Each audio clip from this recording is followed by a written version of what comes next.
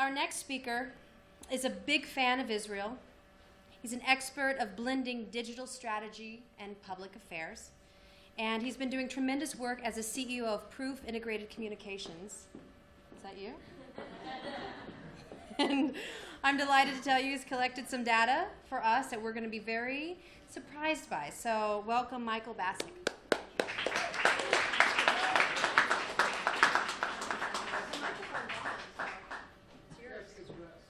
I kept it on. I learned my lesson. Speak to both. Thank you. So I'm not sure if all of you are familiar with Burson-Marsteller. Burson-Marsteller is a PR firm, one of the largest PR firms in the world, part of WPP, which is one of the largest marketing and advertising conglomerates in the world. And we're exclusively in the business of telling stories. That's all we do. We tell stories. So we thought, and I say we because many of my friends are here and many of my coworkers are here, and they helped put this presentation together with me. And it's sort of telling a story. Now, it's not necessarily going to be a happy story or a good story, but it'll be an interesting story because the story is what Americans today think about Israel as we glean it from social media conversations. So blog posts, tweets, Facebook updates, all the photos that have been shared at various weddings that included the word Israel. We collect them. We monitor them. We monitor billions of pieces of content on the internet every single day. And we went through all of them one by no. We went through them with our system, with our algorithm, with our technology that was probably built in Israel. And we figured out what Americans think today about Israel, what they talk about when they mention Israel online. Now, I thought this door hanger was really interesting because there were a lot of facts that I didn't know, and I know you all have this on your chairs, and maybe many of you know this, but I didn't know like 90% of these facts. And all I'll tell you is by the end of this presentation, I think you'll agree with me that we all need to do a much better job of getting these facts out because, as you'll see in the conversations, it's not nearly as interesting as these facts. Okay, 8 minutes. Here we go. 50,000 conversations, mentions of Israel on the internet every day. This is what we went through, 50,000 every day, and we looked not just over the past day or week or month, we looked over the past year, and that's where the research in here, it's all based on these conversations and going through them and reading them and categorizing them and understanding them. This is not going to be surprising to some. To me, it was very surprising.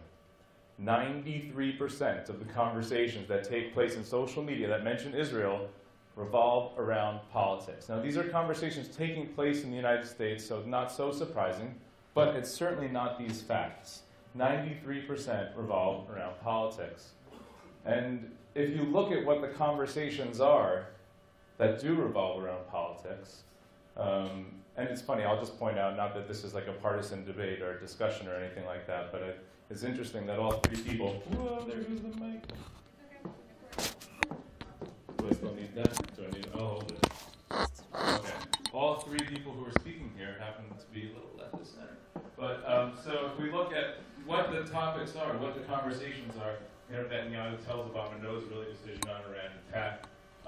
The State Department officer killed in Libya, you remember, they initially thought this was sparked by an American Israeli who posted a video on YouTube. Terrorist attack, terrible terrorist attack, Israelis killed in Bulgaria.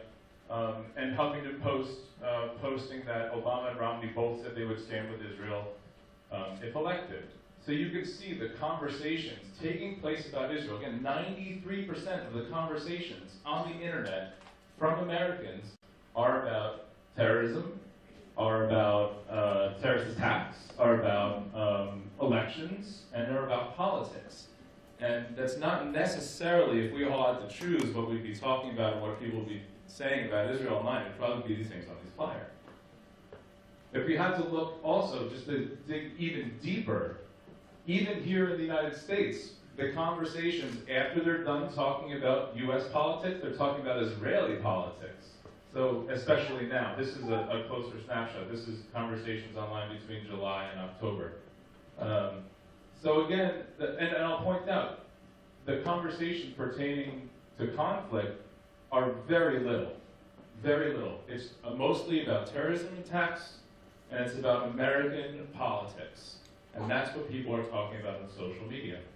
And these are some examples. I don't want to read them because they're not all that flattering. But I wanted to sort of show them because this is sort of what we're up against. Most of the conversations online that are taking place are not all that positive and not all that beneficial to the story that we wish to be telling online.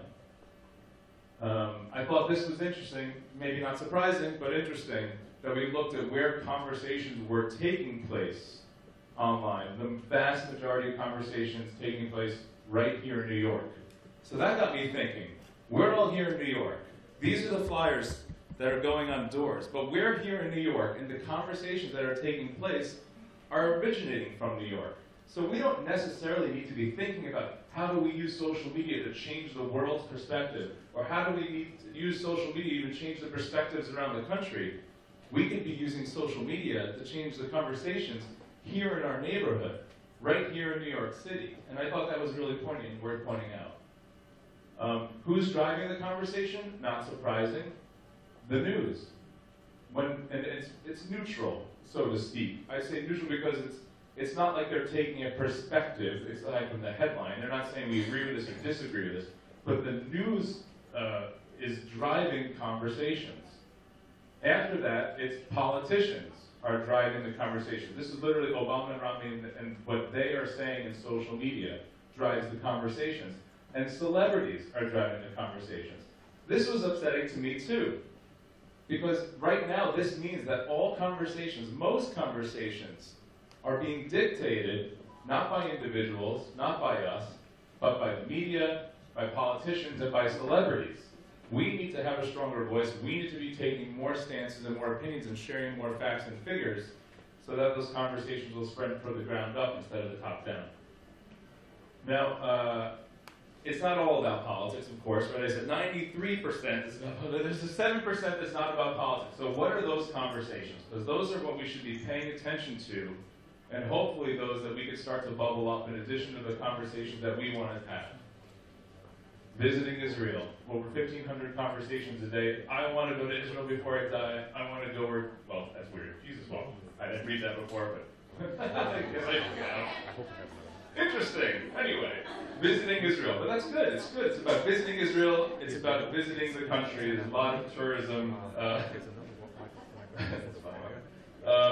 Rich history, of course, and visiting Israel for the rich history. But I thought one of the more interesting but smaller conversations, only 40 out of 50,000. 50,000 mentions on social media today, only 40 about venture capital. I thought that was small. I thought we could do a better job of telling that story.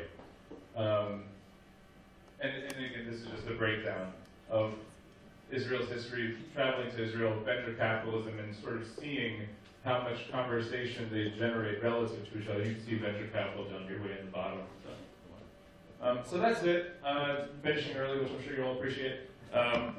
But the point here is that when we looked at conversations taking place here in the United States, most of them originating from here in New York City, they're all about politics. They're about terrible atrocities. They're not about Israel's story. So I encourage all of you who are on social media, who are on Facebook, who are on Twitter, who are on Instagram, who are on Flickr, who are on the social media platforms, to do a better job of joining me, because I'm going to send a really nice tweet today with one of these interesting facts. Take this home, tweet one of these once a month, get your friends to know these facts, and we'll tell a much better story and paint a much better picture on social media about Israel. Thank you.